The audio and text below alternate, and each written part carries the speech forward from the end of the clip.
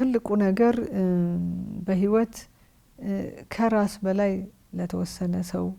መሆን መቻል የሚያረካ ነገር ይመስለኛል። ለአገር ጉዳይ የተወሰነች ትንሽ ነገር ጠጠር መጣል መቻል፣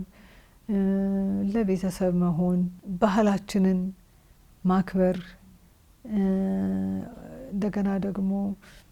እኔ የሚያረካኝ ኢትዮጵያዊነት በጣም እንግዲህ ከተለያየ ባህል ነው የምንመጣው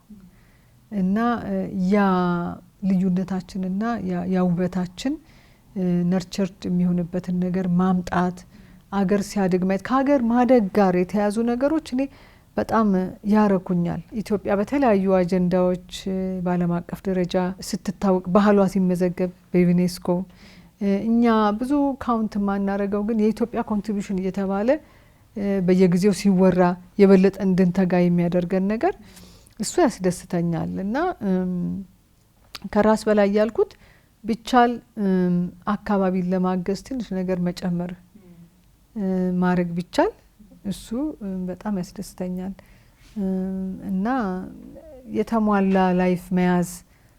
ወርክ ላይፍ ባላንስ የሚባለውን መያዝ፣